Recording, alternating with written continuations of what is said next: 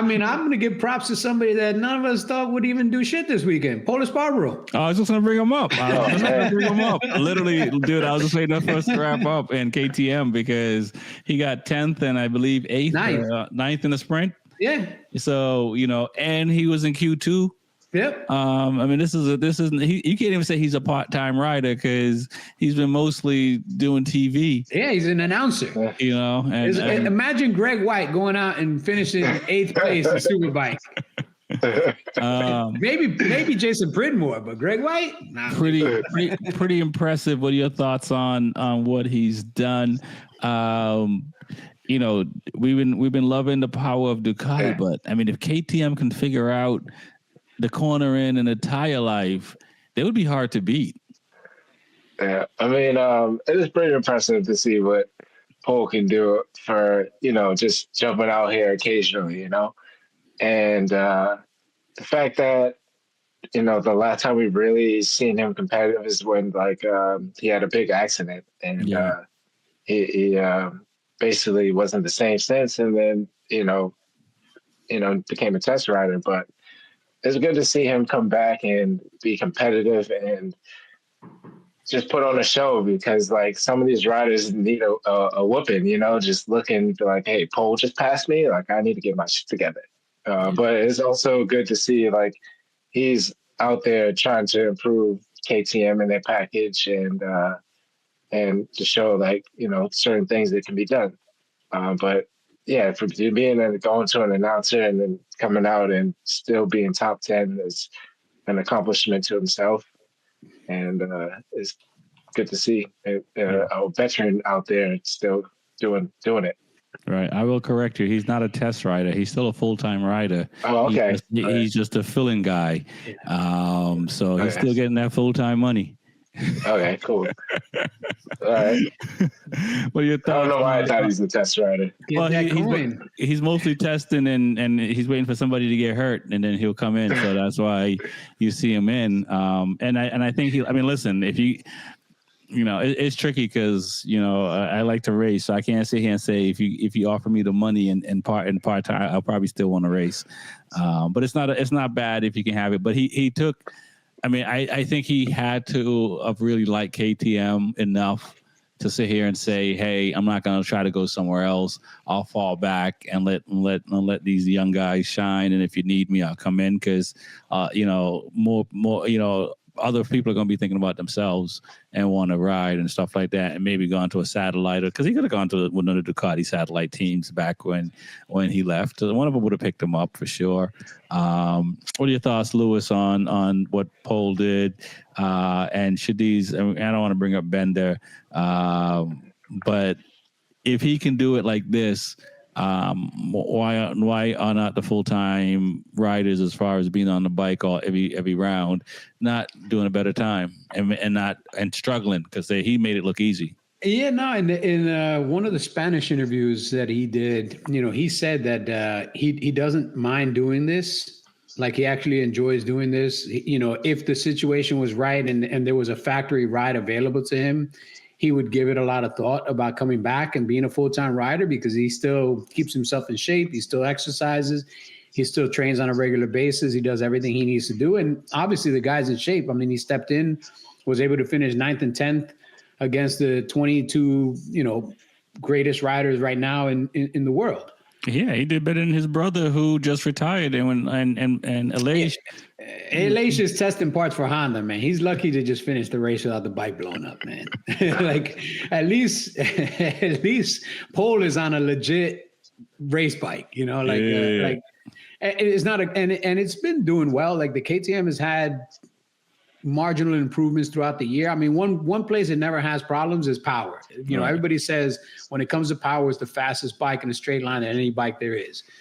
And again, if they can tweak these couple of things that, don't make it as stable on the braking, don't make it as smooth in the turns, don't give it as much grip coming out of the corner, and doesn't tear up as much tires, if they can fix 90% of the bike, the other 10% is great. They're making it look easy, though. I mean, that's their job. You're supposed to make it look easy, but it's not. Do I want to see him back full time? Not really. I think he's in the perfect. I get paid to ride. If I'm not riding, I get paid to commentate. I get paid to do so many things. Why am I going to give up one check for this other check? I keep all the checks. There you go. No, exactly. What are your thoughts on Honda? I mean, Luca Marini. I think he's close. I mean, I think if anybody's going to get a win on Honda, he might be the guy to do it first. I mean, I think Mir has the Costa complex, even though Mir's older. They're just doing a little bit too much. And it's biting them. And, and as you mentioned, Lewis, it only takes one mistake to put you down. But Zarco crashing hard. He's crashing violently, not even hard. He's crashing violently. It's brutal to see. But Luca looks good. Mir looks good. Mir's still crashing. But what are your thoughts on Honda and where they are? Because sometimes you gotta go slower to go faster. I mean, yeah, Honda's obviously been slowly improving, and it's been showing. I don't know what it is with Zarco. Like he's such a good rider, but like he's the one that will go find to see what's wrong, while everyone goes watches and just come back and tell me. Like he'll go hurt himself to figure out the problem, and I don't understand. And like Mir, like it was given that he was like probably gonna crash in the weekend. Oh, Mir preferred gastroenteritis or whatever over crashing as much as he was crashing. Because if he wasn't crashing, crazy. He was sick.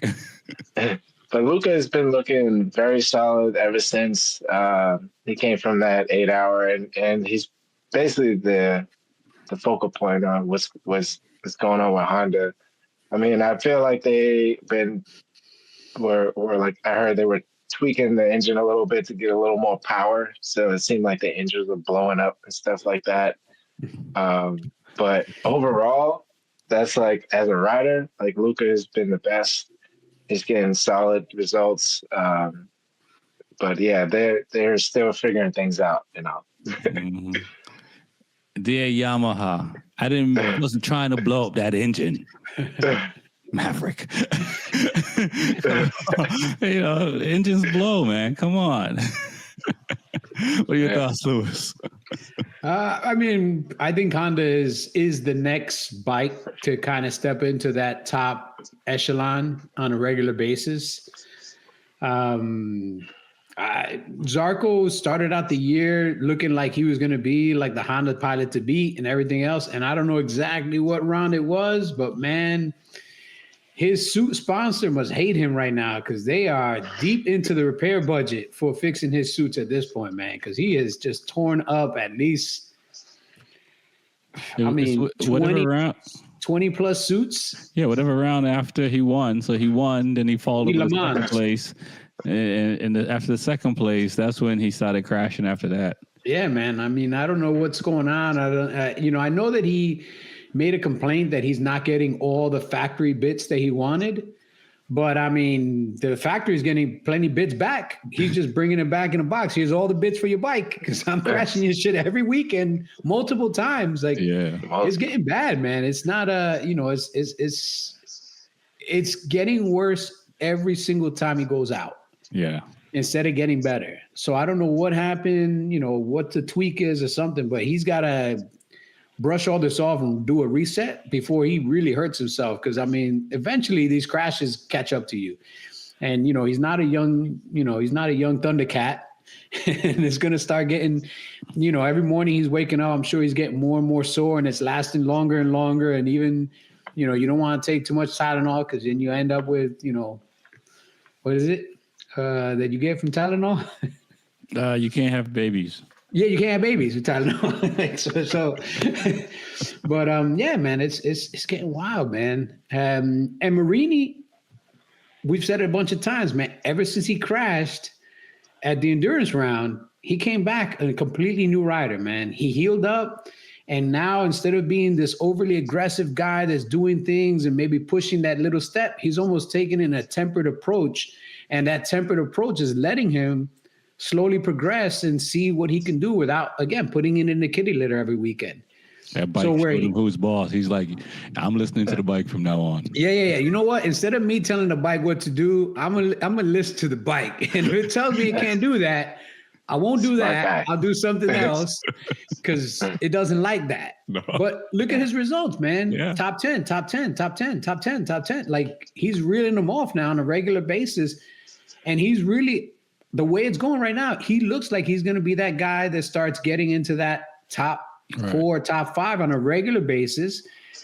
And going into next year, he might be the Honda guy on the podium on a regular basis. He might be, for sure. And, his mistakes, he's still keeping the bike upright. He's just losing positions. Yeah. Like, I mean, they're not passing him. He's making a mistake and then they're getting by. So it's like, you're going to have rounds where you make mistakes and you're going to have rounds when you don't make mistakes. So those rounds are going to come when he puts it all together. And again, that BR46 Academy is so tight. We're not telling those guys anything they don't already know. And they're going to figure it out. So I'm looking forward to it. We got 3 rounds left for the end of the season. Yep. I don't know how many of them is going to have Martin or Marquez or Vinales. Marquez is out for the season. Yeah. He might as well. According to Spanish media, he's out for the rest of the season. Like, he's not coming back this year at all. Yeah, it doesn't. Why come back? Yep. And Martin, he might, the last time I checked, he might make it back for the last round of the season. But at that point, it's just to maybe test the bike the Monday after the season ends. But even if he comes back, like, what do you really expect Martin to do when he comes back? He's either going to crash or he's not going to finish on the podium. Right. He just hasn't had the time on the bike. And I don't know when he's going to have the time on the bike. He's starting next year way behind Bezzecchi. I mean, Bezzecchi just spent an entire year riding the bike, developing the bike. I mean, in my eyes, he's even behind Fernandez at this point. Fernandez has more laps on that bike and more knowledge of the bike than he does. Yeah. And we have to keep in mind, Fernandez got the latest spec bike at Silverstone, and he started struggling even more there. I know we're about to get out of here. We haven't really mentioned Ducati outside of saying where did Gian Antonio finish. That's one thing I want to say about Ducati. Ducati got the championship, and I think they have the constructors as well. How important is it for Ducati to finish the season strong with 3 rounds left? I mean, we know Mark is not racing. Even if Pecco won the last 3 rounds, I don't know if it's going to change much there. But how important is for Ducati to be, instead of, 2 bikes in the top 6, we used to having 6 bikes in the top 8. I'm not saying it's time to flip over tables yet, but we didn't expect this from Ducati, Phillip Island, the way things turned out. Not at all. I mean, that's the first time I ever seen, the factory. Cry. Yeah, I haven't seen Manuel shake his head or be so disappointed or walk away. It was kind of interesting. I mean, he reacts to everything, especially like the years back when Pecco was winning and stuff like that. So I think it's very important for him to finish on a high note. More the fact that even if they have like a test rider or a replacement where they can still, as a team, be a top 10, or so. Not just not having their best riders at their best, like Pecco and then Mark being out and just fall apart. So I think it's very important for them to finish the rest of the season strong. So, yeah, I hope so. I agree. I mean, it's Lewis. I mean, the numbers, do they add up? I'm doing some numbers right now. These numbers don't add up. All right. So if this was, let's rewind this. If this was 2024, and Pecco was where he's at right now, Pecco would be looking for a job, because last year Enea Bastianini lost his job finished the championship with 386 points. And I did not agree with that. I was protesting. Fourth place in the championship, 386 points. Pekka has 3 races or 3 events left. He's currently at 274 points. All right. He's 102 points behind where Bastianini was last year when Bastianini lost his seat. Yeah. I mean, he got them double world championships. That's what's saving him. Come on. Yeah. In motorcycle racing, there's a saying, what have you done for me lately? I hear you. I hear you there, but he gets a pass because he gave Ducati there. All right, so he gets a pass this year. Yes. Here's your pass. Next year, these same results, his ass is looking for a job in 27. So listen, man. I hope they work it out. I hope they work it out because I think, if Pecco goes somewhere else, he'll probably do well somewhere else. The question is, where are you going to go at the end of 2026 when you're going to start with a new Honda? I mean, he could go to Honda. He could. I mean, Luca's there. You know what I'm saying? Everybody can't go to Honda now. Everybody back to VR46 Honda again. You know what I mean? So I hope they figure it out. For Ducati, it's distressing because last year Ducati was first, second, and fourth in the championship, or first, second, third, and fourth in the championship. Yeah. All right. This year, that ain't the case, man. No. And I don't know if Ducati's alarmed by it because they did win the championship. And at the end of the day, if you're the champion, you're the champion. But this year, they're first, second, and fourth again. They're missing out in third. Aprilia has now snuck into that top 3 position. Yeah. And I don't see Bezzecchi giving that spot up. He's not going to catch Marquez. I mean, it's locked in. The 2 brothers have locked in first and second in the championship. No matter what happens from now to the end of the year, it's going to be a Marquez 1-2. But, how far beyond Pecco does Bezzecchi get at this point? Because Pecco he is just falling apart, man. Yeah, it's bad. I mean, I'll let TJ chime in before we get out of here. But it's bad. I mean, he's like, it's almost, I guess it's mental, but the crashes now, like if you're in 14th place and if you're in last place and you're crashing, like, what are you watching? What are you looking at? Looking at the trees, man. Just the fact that he's in the back of the pack, like that far back, and then still crashing is more of like he's looking for a savior somewhere, somehow, or he's trying to like prove like, hey, I'm trying to show y'all this is what's messed up and you're not listening. Like he's not showing no class act, no effort in my eyes. I feel like he can, I don't know. He's explaining what's going wrong. I feel like he has his glimpse here and there, but you got to have more dignity when you say, I'm a 2-time champion. Let me give it my all.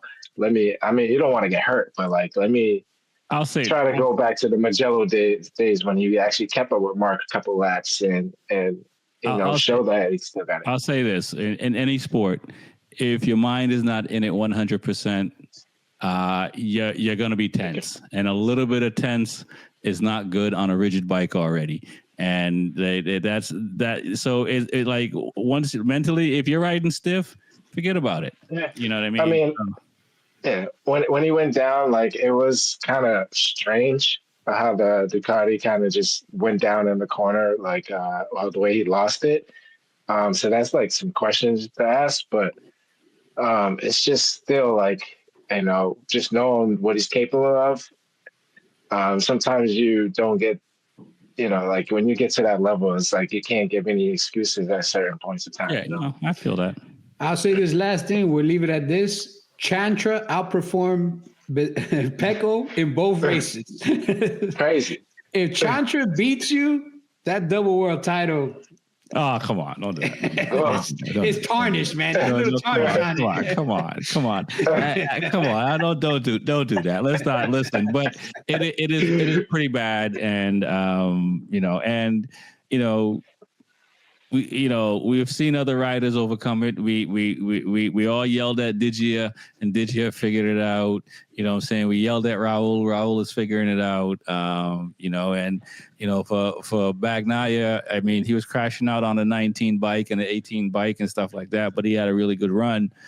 And there's obstacles in life, man, and this is one of them. And it's tough to watch. I mean, obviously, it really is. It's tough for him to go through it, but it's definitely tough to watch because I think there's much we don't know, and I don't know if I still put a lot of the blame on Ducati because they kind of letting them eat a lot of the crow.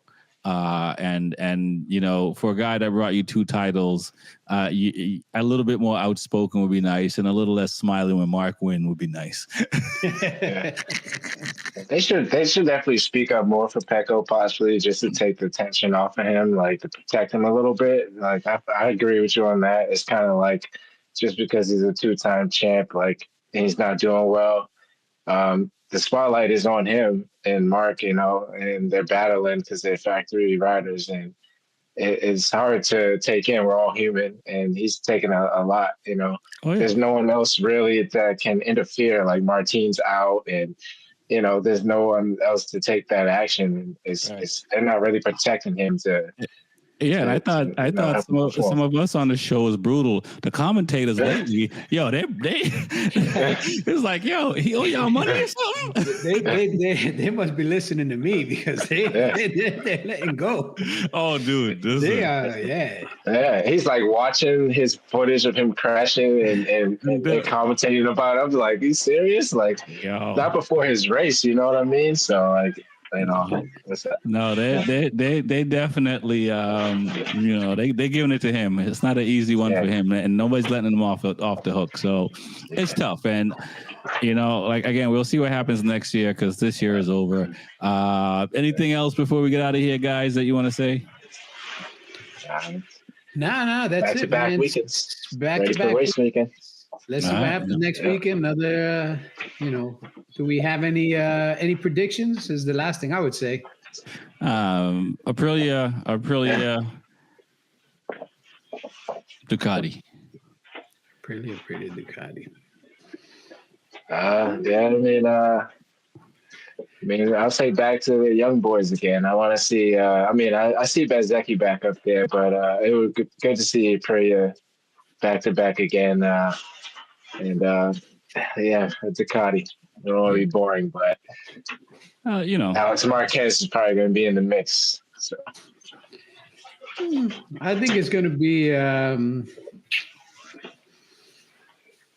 Aprilia, Ducati, KTM. I think it'll be a good mix this next race. Yeah. No, I can see that. We obviously we can always go on, but the last few races, the rounds, the different manufacturers mixing it up and stuff like that. I didn't have a problem when all Ducati was winning. It still looked competitive to me, but it's nice when you see different colors in the top 6 spots and they're dicing it up. So I hope next round, if it's the young boys and they're doing what they're doing as they should, it should be fun to watch as well because they're definitely taking chances.